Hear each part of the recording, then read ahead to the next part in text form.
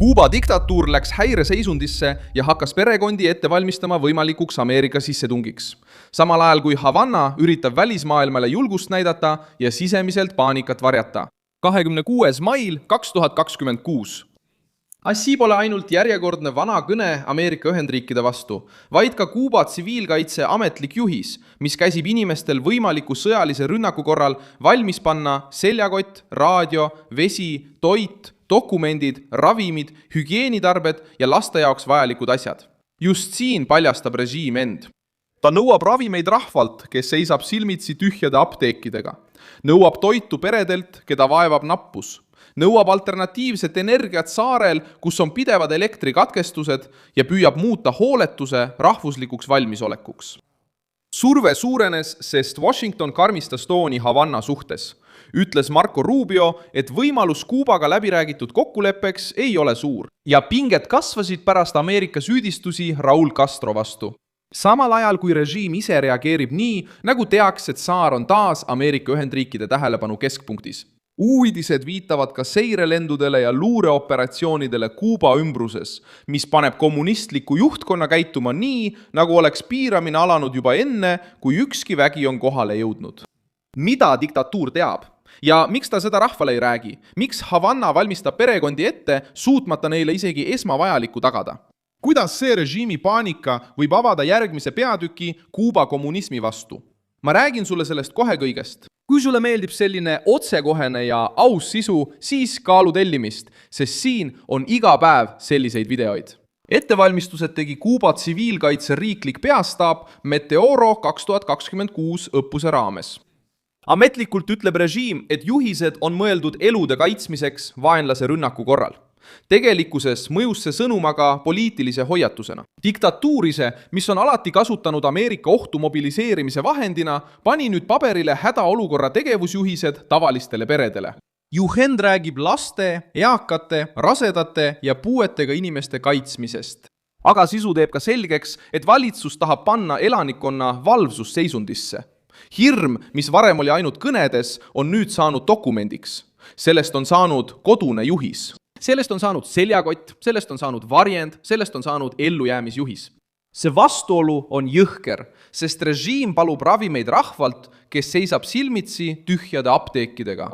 Nad paluvad vett peredelt, kes elavad veevarustuse katkestustega.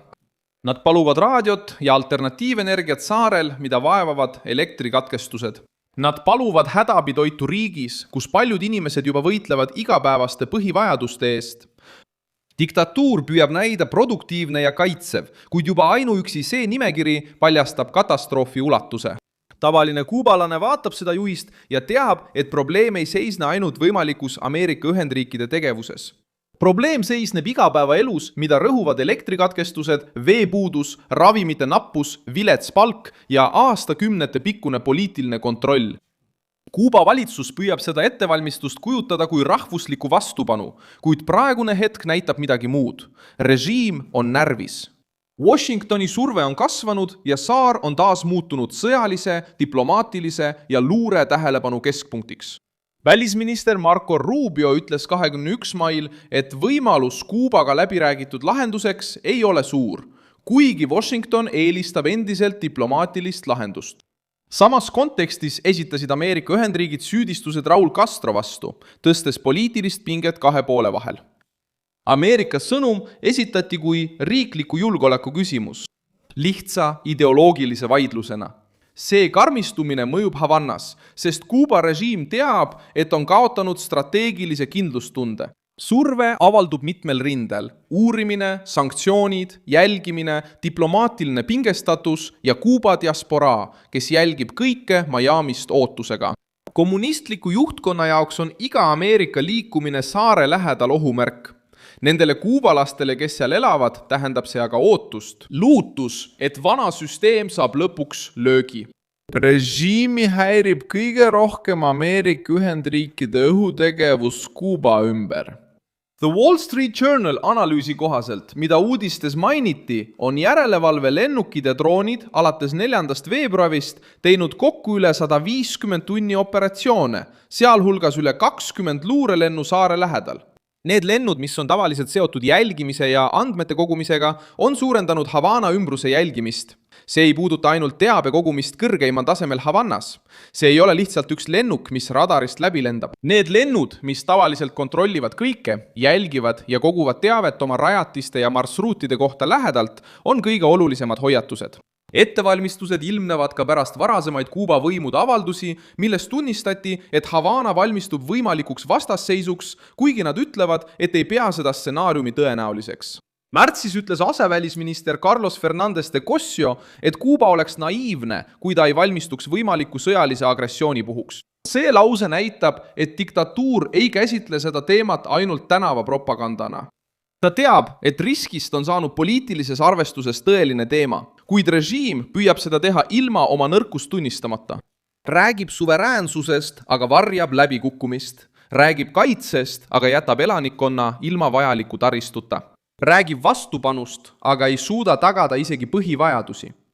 Diktatuur püüab kasutada peredele mõeldud juhendit, et luua hirmu ümber ühtsust. See on kriisis olevate režiimide klassikaline meetod. Kui toitu napib, räägitakse välisvaenlasest. Kui elekter kaob, räägitakse tulekahjust, imperialistlikust ohust. Aga propaganda kaotab jõu, kui tegelikkus iga päev uksele koputab. Kuubalane, kes ei suuda osta esmatarbekaupu, ei vaja loenguid ellujäämisest. Ta peab juba iga päev vastu süsteemile, mis lubas võrdsust, kuid tõi kaasa sõltuvuse, jälgimise ja vaesuse. Havanna püüab samuti ette valmistada aktiviste mobilisatsioonist stsenaariumiks. Kui režiim räägib sõjalisest agressioonist, ei räägi ta ainult tavaliste peredega. Ta räägib kohalike komiteede, julgeolekuasutuste, parteistruktuuride, sõjaväelaste, politseinike ja riigiga seotud ametnikega. See juhis on mõeldud valmisoleku loomiseks, aga ka sisekontrolli tugevdamiseks. Nii suure kriisi ajal kardab diktatuur nii välistegevust kui ka sisemist plahvatust. Näljane, väsinud ja informeeritud elanikkond võib režiimi jaoks olla ohtlikum kui ükskõik milline kõne Washingtonist. Ameerika surve avaldab veel ühe mõju. See sunnib Kuubat oma liitlassuhteid näitama. Saare lähenemine Venemaa, Hiina ja Iraaniga on jõudnud Ameerika Ühendriikide julgeolekumurede keskmesse. Viimased teated mainivad droone, sõjalist koostööd ja välisluurestruktuure, mis on seotud Kuuba territooriumiga.